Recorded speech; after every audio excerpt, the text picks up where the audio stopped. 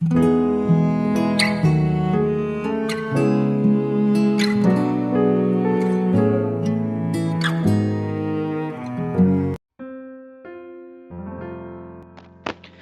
salam saudara yang dikasihi Tuhan Yesus dimanapun saudara berada.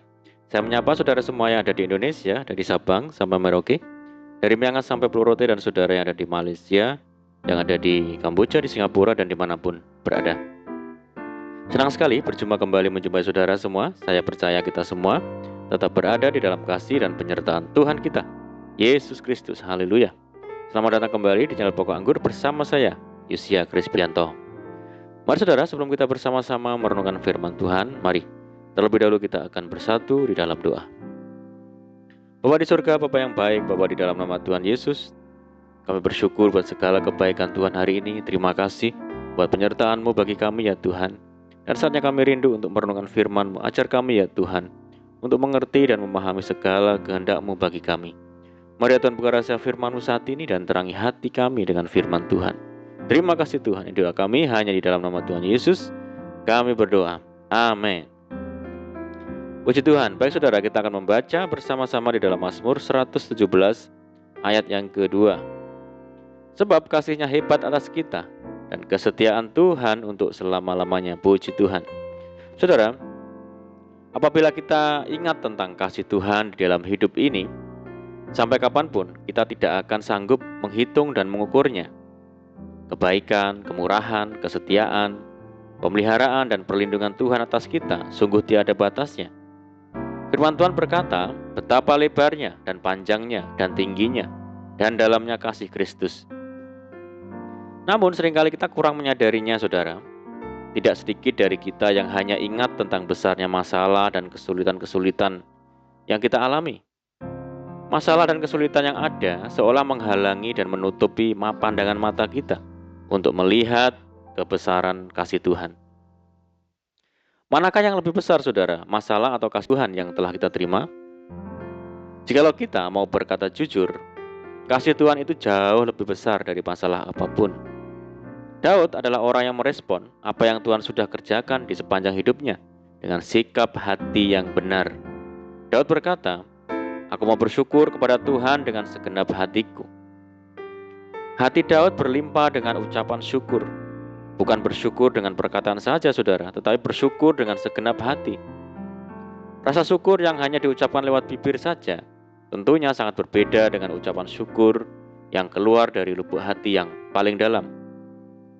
Jika rasa syukur itu keluar dari hati, maka perkataan, perbuatan, dan seluruh aspek hidup akan diubahkan karena ucapan syukur tersebut. Daud tidak berhenti sebatas mengucap syukur.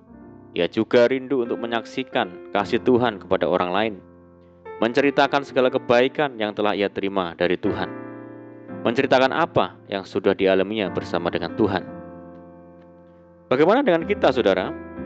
Bukankah kasih Tuhan sangat luar biasa di dalam hidup kita?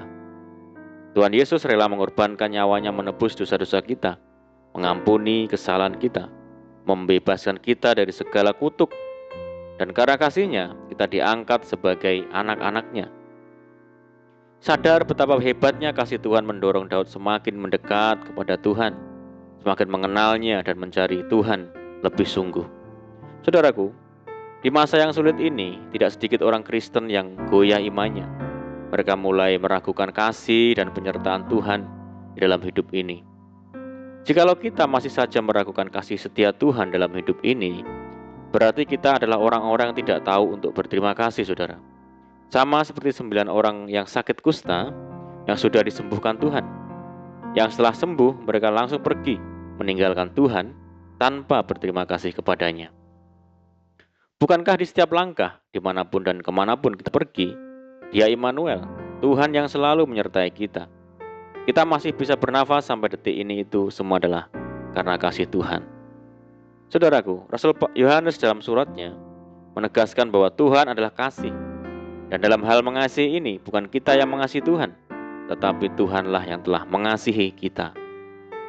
Pernyataan bahwa Tuhan adalah kasih memberi pengertian kepada kita bahwa Tuhan adalah sumber kasih itu sendiri, sehingga Dia tidak dapat dipisahkan dari sifat dasarnya yang adalah kasih. Karena kasih adalah karakter Tuhan, maka segala perbuatannya senantiasa bermuatan kasih. Di dalam Tuhan ada kasih yang berlimpah-limpah. Tidak ada kata lain untuk mengungkapkan kebesaran kasih Tuhan selain kita harus selalu mengucap syukur kepada Tuhan. Karena kasih Tuhan yang berlimpah ini, manusia berdosa pun dikasihinya dan diselamatkannya melalui pengorbanannya di kayu salib. Tertulis, oleh karena Kristus telah mati untuk kita ketika kita masih berdosa. Saudaraku, karena Tuhan lebih dulu mengasihi kita dengan memberikan hidupnya untuk kita, maka kita harus merespon kasihnya itu dengan mengasihi Dia segenap hati, segenap jiwa, segenap akal budi, dan segenap kekuatan kita. Kata segenap berarti menempatkan Tuhan sebagai prioritas yang terutama di dalam hidup ini. Saudaraku, tidak ada siapapun dan apapun yang kita kasihi melebihi kasih kita kepada Tuhan. Banyak orang lebih mengasihi uang dan hartanya daripada mengasihi Tuhan. Kita lebih mengasihi bisnis kita daripada mengasihi Tuhan. Untuk itu saudaraku, mari kita mengasihi Tuhan dengan segenap hati kita, sebab Tuhan yang lebih dulu mengasihi lewat pengorbanannya di kayu salib. Mari kita jalani hari-hari kita dengan hidup di dalam kasih, sehingga hidup kita berkenan kepada Tuhan. Amin. Puji Tuhan, mari kita berdoa. Bapa di surga, Bapa yang baik, Bapa di dalam nama Tuhan Yesus, terima kasih Tuhan buat firman-Mu saat ini. Terima kasih Tuhan Yesus buat kasih-Mu yang begitu besar. Tuhan yang lebih dulu mengasihi kami. Ajar kami untuk mengasihi Tuhan Yesus dalam hidup ini. Ingat akan kebaikan dan kasih Tuhan senantiasa. Terima kasih ya Tuhan. Saat ini kami berdoa bagi saudara kami semua yang mendengar program ini, yang di Indonesia, dari Sabang sampai Merauke, yang di Malaysia, dan dimanapun saudara kami berada, yang sakit Tuhan sembuhkan di dalam nama Yesus. Yang hidup dalam tekanan, kesulitan, persoalan, Tuhan tolong mereka, bebaskan, pulihkan hidup mereka, buka jalan di dalam nama Tuhan Yesus. Tuhan memberkati mereka dalam rumah tangga, dalam pekerjaan, bisnis, pendidikan, dan apapun yang dikerjakan. Berdoa bagi saudara kami yang hidup di dalam ikatan dan belenggu dosa, mari Tuhan lepaskan di dalam nama Yesus. Berdoa bagi bangsa kami Indonesia saat ini menghadapi pandemi, mari Tuhan berikan belas kasihan Tuhan bagi bangsa kami, sehingga bangsa kami dapat mengatasinya. Berdoa untuk program vaksinasi nasional, Tuhan tolong berikan kelancaran bagi bangsa kami. Dan kerinduan kami mohon belas kasihan Tuhan, kiranya pandemi global ini segera berakhir, sehingga kami boleh kembali lagi hidup normal dan menjalankan aktivitas secara normal kembali. Terima kasih Tuhan. Ini doa kami percaya Tuhan mendengar seruan doa kami. Hanya di dalam nama Tuhan Yesus kami berdoa. Amin. Puji Tuhan, saudara kita sudah berdoa. Saya percaya saat ini kita dikuatkan dan diberkati. Mari kita tetap semangat di dalam Tuhan. Jangan berputus asa, tetap berdoa, bersukacita senantiasa. Sebab di dalam Tuhan kita sanggup melakukan segala perkara. Selamat malam dan selamat beristirahat. Doa saya menyertai saudara semua. Tuhan Yesus memberkati. Haleluya.